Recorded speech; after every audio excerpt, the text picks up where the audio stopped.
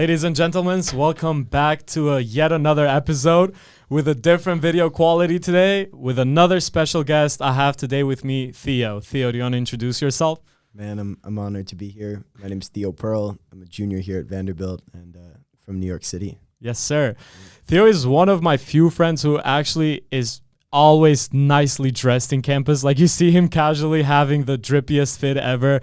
And besides that, the deepest conversations that I've had at Vanderbilt, I'm honest with you, it's been with you in that human flourishing class. And I think a lot of my thoughts have been shaped by your thoughts. And I just wanted to have you in my podcast just to talk about the idea of free will and determinism.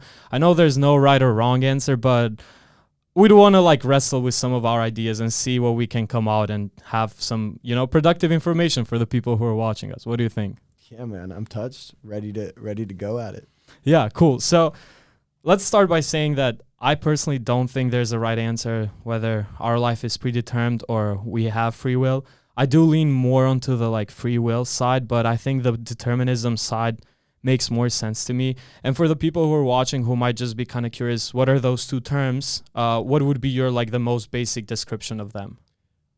Yeah, I mean, I think I'm a visual learner. So the way I would describe it is determinism is kind of your life is scripted out for you.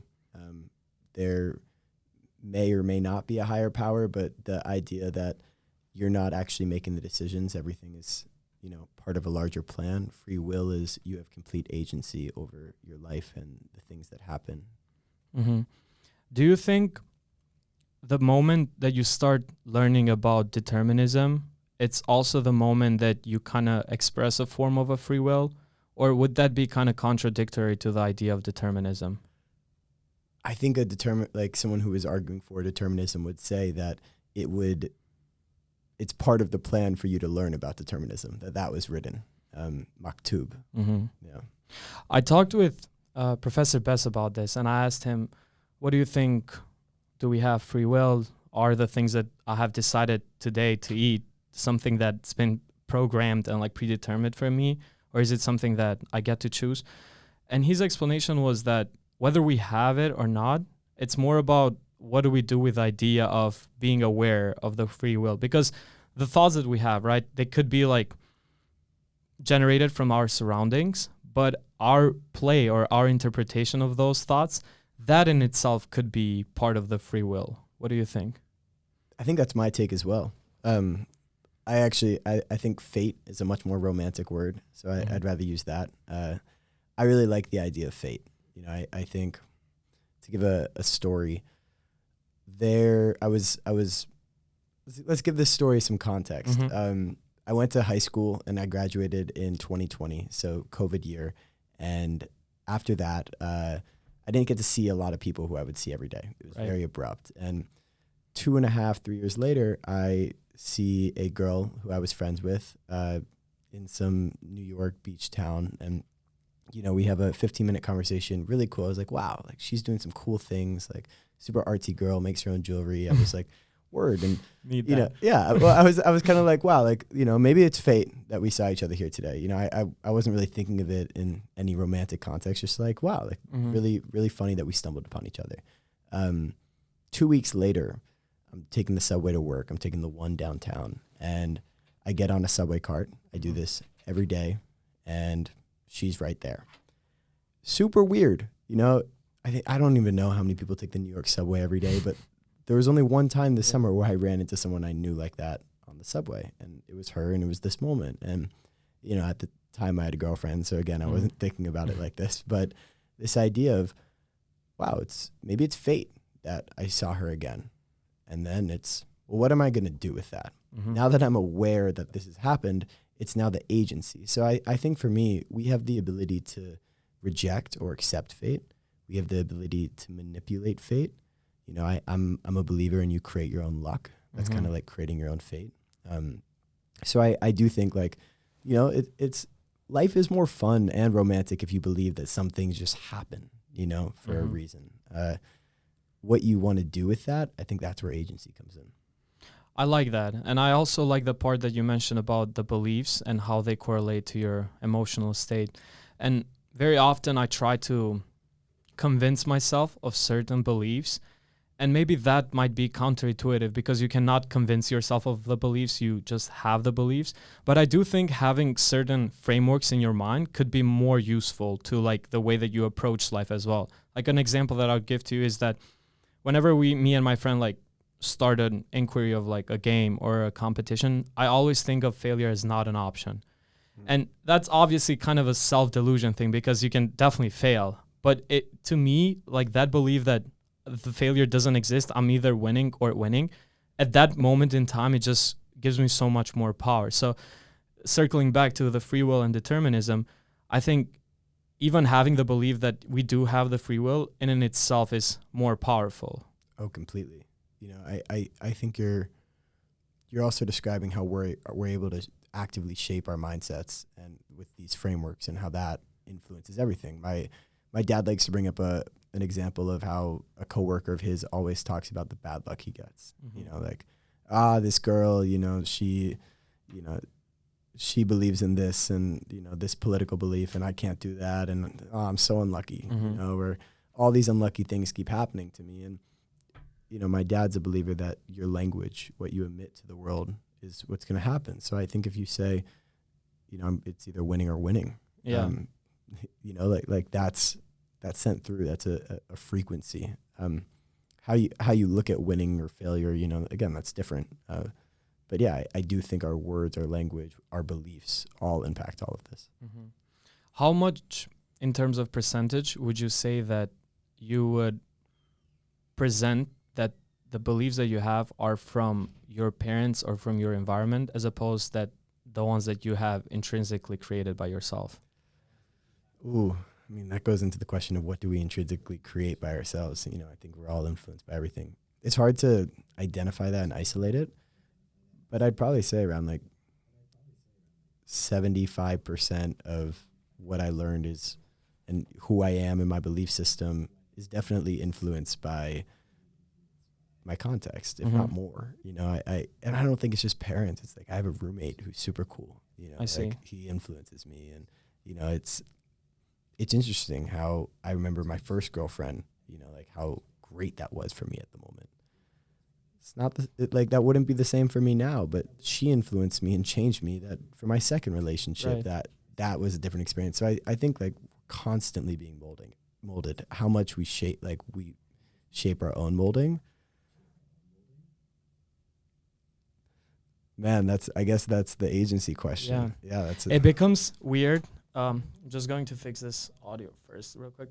I think the weirdest part for me, Theo, has been that it makes me kind of scared that I'm not in control of my life. Like, I think that a lot of thoughts and actions that I've taken have been specifically crafted for my life. And the science behind it is that the thought could be described as a chemical process, right? And if it is chemical process, we can identify the stimuli behind that and we can identify the consequence of that. It just seems so much to be kind of coordinated with specific measurements to the point where it brings me the question that whether science is the best tool to interpret reality. What do you think of that?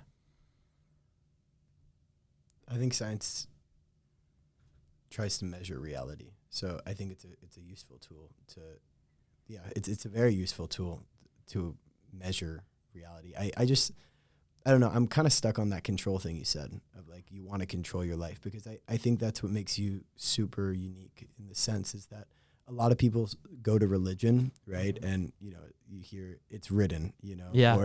And it's like they find secureness in that and the lack of control that, their life is actually being taken care of in a higher force. So I think it's super fascinating that you come from this point. No, I want to be in control. Because I think that's, again, the larger tension at hand of like, is it better to believe in determinism and agency? Again, there's no right answer, but our beliefs shape how we live. They do. So I think if you live in, my life, is in the hands of God, right? Hey, like how you live is completely different versus if you're in control of everything. Yeah. I do think one brings more stress than the other. Yeah. I feel like being religious helps you find that peace. But even when I deal with the thoughts of religions and God, this idea of whether my life is determined or I have a free will, it's the same problem, because you can kind of justify it in both ways. Let's say, have you heard the saying, God has a plan for you, and he's like omniscient, knowledgeable? If he has a plan for you, that means that your life is kind of determined, right? But then you also have the saying that God is here to test you, or God is like evaluating what you're doing, whether you're going to go to heaven or hell. Heaven or hell is based on your life actions. On your life actions. So to me, it seems kind of like counterintuitive to be that you can have a life which is determined for you and the God already knows, but you're also able to have actions that will determine your future in hell or heaven. What do you think of that paradox? Definitely an inherent contradiction. I think it's balance. You know, I think there's if someone's saying both, they're probably saying there's a balance in, you know, God might have given you these conditions, right? But what you do with the conditions is your agency. I don't, you know, I'm not the most religious guy myself, so I don't want to get too deep into that. But yeah, there's an overlap that creates hypocrisy. I see. Yeah.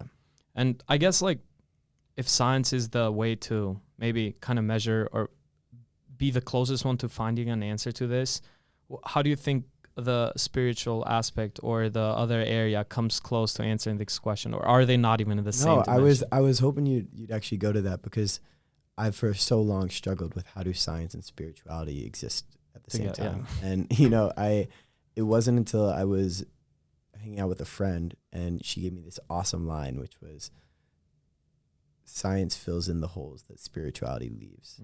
Or maybe it's the opposite. Spirituality fills in the holes that science leaves. I guess it works for both ways. Right. But this idea of, right, there's most of spirituality is built on these ideas of the unknown. The fact that we have no idea what happens when we die. We have no idea if God exists. That's what spirituality, to me, is, or at least religion too, but is really founded on. Where science, you know, it doesn't say like there's nothing after death. It doesn't say there's a blackness, right? Just it's unexplored, right? It's too much. So that's the hole that science leaves that spirituality can fill. I personally have my own takes on what happens after death. Yeah. Maybe a whole different podcast. That's definitely another podcast. Yeah, that might be another podcast. But I do think they can coexist. I think we see science and religion and spirituality as, you know, mutually exclusive. And I think you can be totally spiritual and still a believer in science. Yeah. And just take kind of the best worlds of both of them. I think also like taking things to extremes is usually like very not useful for yourself. Like if you're I'm absolutely trustful in the science and in the logic behind it, I understand that, and that's a valid point. But I think you kind of miss out on other opportunities, other areas that you could benefit if you were to at least consider the spiritual aspect. And the same argument goes for the other way around. So I would ask you, in a lot of life areas, when there's like too big, you know, dilemmas or belief systems, do you usually try to find a balance? And do you think finding a balance or middle ground is essential, or having a strong belief is more productive? I think generally balance is strong, you know, but I'm stubborn, you know, I have my own beliefs. I'd say, you know, if we were to like give this an example, not to really like go too deep into it, but what happens after death? Yeah. Okay. To me, it's an active choice on what you believe. I personally think like we can convince ourselves to believe things, and how you live your life based on what you think is going to happen when you die is super connected. Yeah. So this idea of, well, hey, we might be in a simulation, right? All this is predetermined. Yeah. Right. Yeah. That's totally a possibility, right? Like anyone who says like there's no chance of a simulation, like, how do you know? Like, right. But to the same extent, right? And like, if you're a devout Catholic, right, you believe in heaven or hell. Okay, cool. You know, but that's totally possible. But is that what it actually is? I don't know. You know, what about, you know, if you're an atheist and you believe, no, it's a black, you know, death and, you know, maybe just a long sleep. I mean, cool. Like you might be right. You know, some people might think you're probably right, but we don't know. So I'm agnostic. I feel really strongly about being agnostic for those reasons. I think, I don't do this myself, but we want to talk about how your own beliefs can shape your life. When I start thinking of, okay, what would a cool afterlife be? I'd be like trees, beaches, people to meet, you know, like all these, like, I'm like, what are my favorite things in life? You know, like, yeah, beaches again, because like I mess with beaches, but this idea of, well, shit, like what I'm describing is Earth. It's reality. So it's made out of Earth material. Yeah, right. Like everything we're saying, like you'd want, you know, like, okay, maybe like everyone is happy, right? But then you get into conversations on like, you're only happy because like you've been sad. You're only sad because you've been happy, right? Like you're crying about a breakup because you were in love. So there is this duality. So I do need sadness. I do need rain. And then you realize like, okay, I'm describing what we have here. So like maybe this is heaven on earth. Now, what if I lived my life thinking, oh, this is heaven on earth? How, like, man, the way I'd walk through Rand, like, you know, just like, being happy, just so hippie, fully right? Content. Like but that's totally shaped on what you believe like happens after. Right. So back to like the original question.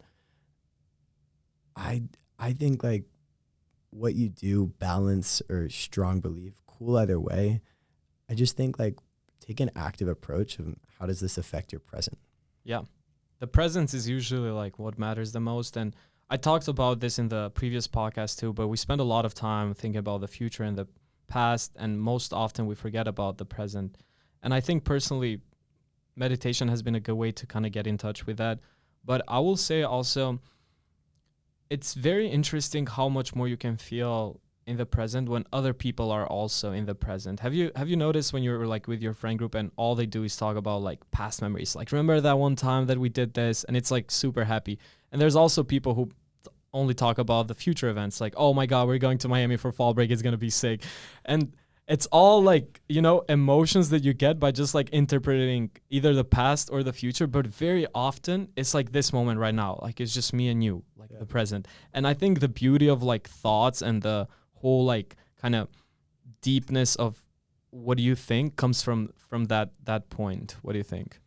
I mean, I think you're spot on. You know, I guess it's got to be some balance. Like you got to take into account the future, you got to take into account the past, but I do think if you're living in the moment, that's when you're probably happiest. Like when you're not considering like, oh, the stresses of the future, or like I should have done this differently in the past, that kind of anxiety.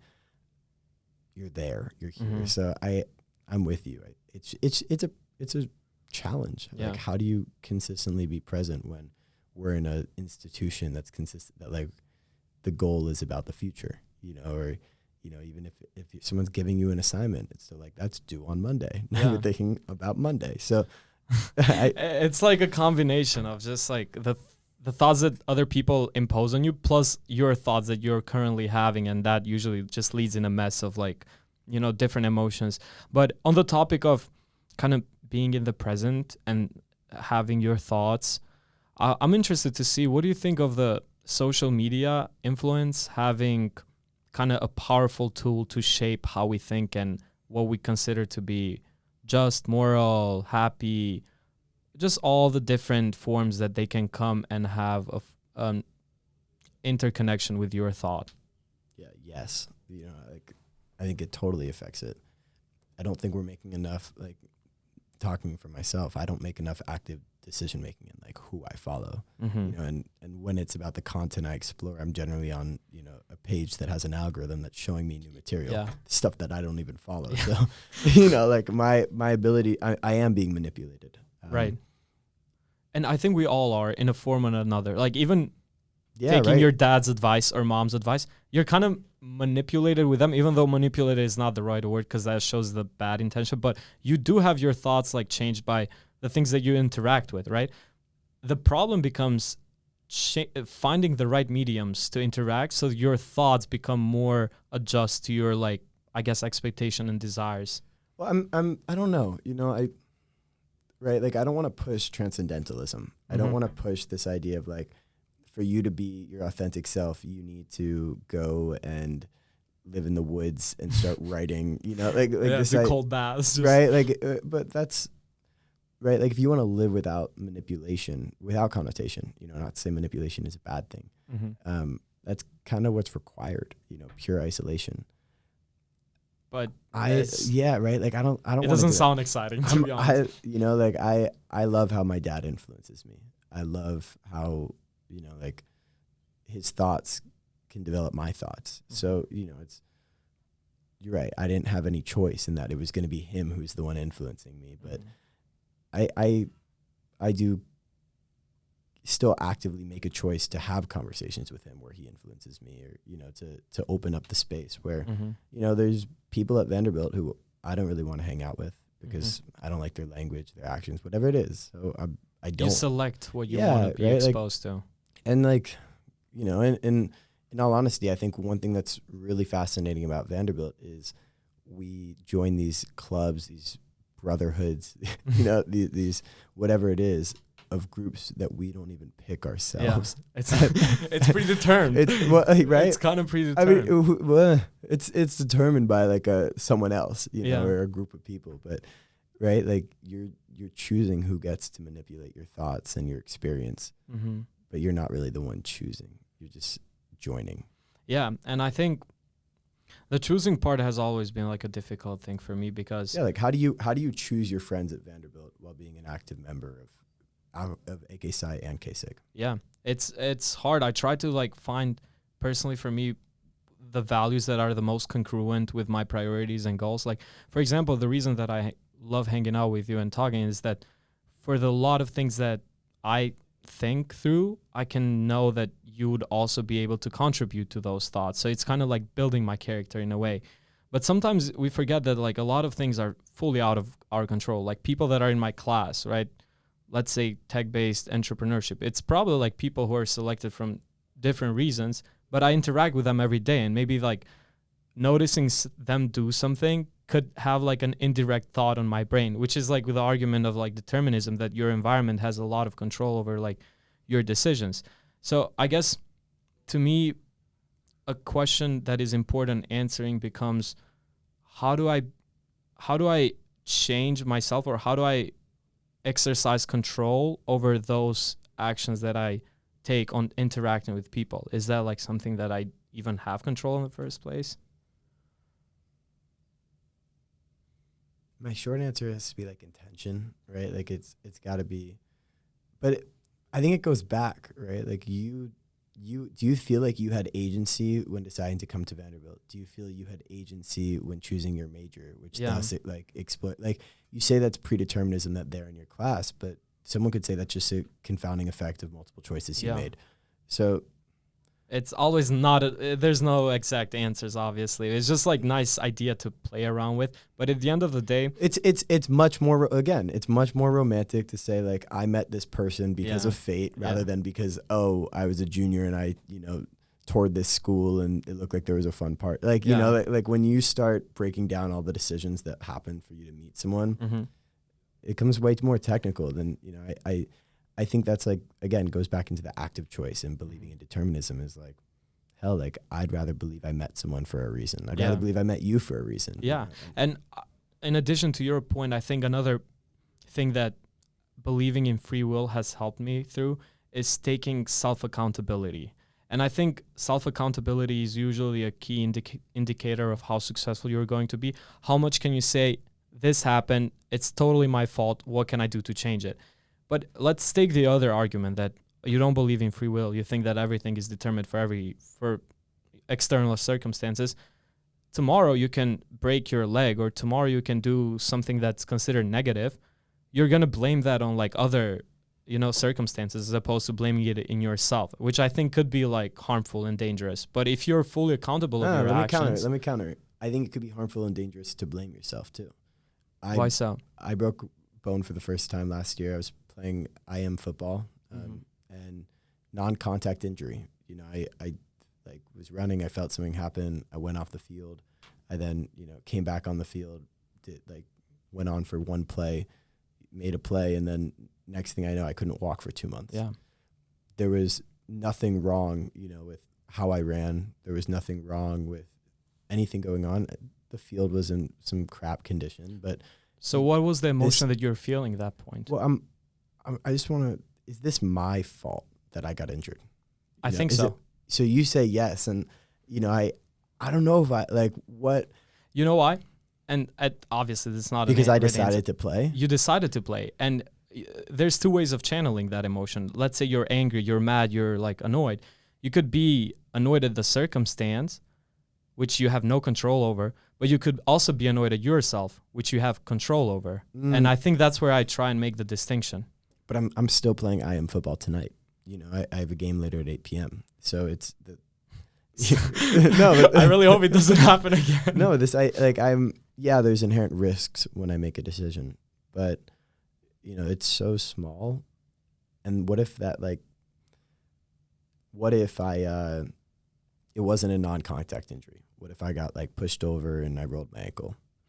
I still think it's still my blame. I do think it's still you, because it's your conscious mind actively taking decision at every moment that could lead to that outcome.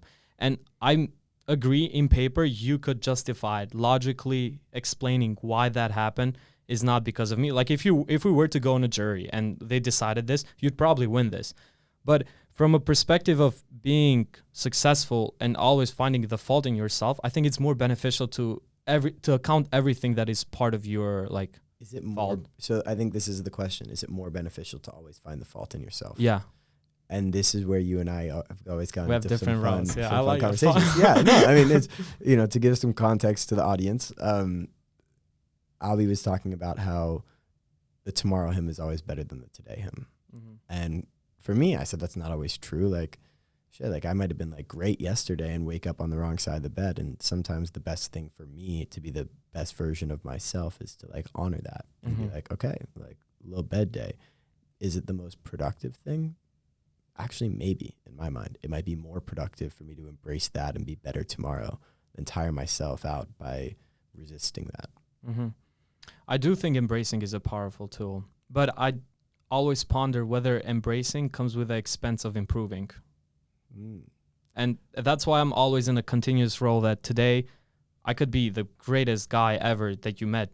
But that moment where I start embracing it and I start having that grateful aspect of, oh, I am that guy, it's time wasted that I could work on it and improve and have a greater embracement for later on. So what's the goal? The goal is it to be the best version of yourself? Because what's the best version of yourself? To me, that's flourishing, right? Like if I'm flourishing, that's the best version of myself. So embracing is a key factor of flourishing for me. Embracing all my emotions. If I'm heartbroken, the worst thing I could do is, you know, just smile around and act like everything's okay. Because, you know, like I'm heartbroken. The best way for me to heal from that is for me to like let out tears, to write something, to talk to a friend. And then, you know, when I'm ready to be myself and smile, I think I'll get to that point faster. See, that's so interesting, because the way that my mind would work is that, okay, I have problem X, I'm heartbroken. Immediately default to finding the problem with myself. What actions did I do that like I arrived here? I didn't do this. I didn't invest in the relationship this much. Okay, no, you broke up with her, but you're still heartbroken. Yeah, I'm definitely heartbroken. But so you can drive it down to the fact that you broke up with her is why you're heartbroken. Yeah, I would definitely try and find the fault in myself. Why? But like let's make this a good example, okay? Like you've been dating someone and right, like things are going good, but you realize just the timing thing, you know, like it's not her fault. She didn't do anything. It's not your fault. You didn't do it. It's totally my fault. But you are going abroad tomorrow and you're gone for the next 6 months and you realize a long distance relationship could hurt your relationship further. Exactly. So is this your fault? Yes, because I could have chosen not to go abroad to invest in that relationship. I could have taken actions but it's not about that relationship. It's about you. And the best thing for you, let's say, for this scenario is for you to explore abroad. Yeah. And I think if I decide that's a priority, I would not even be heartbroken in the first place. You're still losing a friend. You are. But I still think having a clear idea of the things that you want to do and the things that lead you to that, it's hard to do. Because, like, again, how do you value whether going abroad or, like, maintaining a relationship with somebody here is the best? And if you do choose and you're confident in your answer that abroad is the best possible version of yourself, breaking up with somebody could be into this state of like emotional distress, but it wouldn't affect me that deep to the point where I would ponder where did I make the mistake. I do think that camera battery went out. No. So I guess we can just like Yeah, finish cool. with this. But yeah, this is a great topic. This is a We're great definitely topic. I gonna don't really do want to time like. two. I don't want to like end it for this camera. You Yeah. know, more just this note of. I don't think sometimes things can hurt Mm-hmm. that you didn't do anything. No one did anything wrong, and I think it's a little too analytical to say to try to bring it back to your own faults. Mm-hmm. Right? Like sometimes it's just context, and that's okay, and it's okay to still mourn it. It is, right? Like let's go actually off the girlfriend. Okay? Your grandmother passes away. That negatively affects you. What's your fault here? I don't understand really the fact about like negatively affecting me. I'm saying like if you start feeling, you're saying like when something happens, right? You start searching for your own fault in it to find awareness. So I'm saying like someone passed away, okay? You're now, why are you trying to find your own fault in them passing away? Well, say from natural causes. Yeah, that's like interesting because death is a topic that like it's irreversible almost. Like it's going to happen to everybody. So I would go as far to say is that my grandmother's death would definitely upset me, but it would not come to me as something that I have control over, because I think that's like out of your domain. And it's good to, I think your next argument is going to be saying the same way that you see these things that are outside of your domain of control, why would you not say about the relationships and other stuff? I just think, Theo, that 99% of the cases in the real world that you're upset or you have an annoying feeling or that you're just mad about, it usually comes from you. It doesn't come from like other areas. That's like my only perspective in why I think finding the fault and responsibility is a better word, to like, from yourself can come as a better, framework. Yeah, I think I hear you better when you say responsibility. I think we can definitely find our own responsibilities. I just think using that word without connotation is important. True. Not saying it has to be a negative responsibility. Like, like it doesn't have to be harmful in a way, but it could be. It doesn't have to be your fault. Yeah. Like for you to be responsible for something. I think that's my distinction. I don't know if you agree with that, but the idea of like, well, it's not my fault that, say there's this breakup example. It's not your fault that you guys broke up in that context, but at the same time, it was partly your responsibility. Your responsibility. You're responsible for that. I think I like that common ground of responsibility. So on that note, we'll fix the camera. Fixing the cameras. Thank you for being here. It's been a pleasure having you, always learning new things from you. And I hope everybody who's watching this also learned something new. And we'll look forward to having another podcast. This is not the beginning or the end. It's going to be a continuous process. Tune in, y'all. Yeah.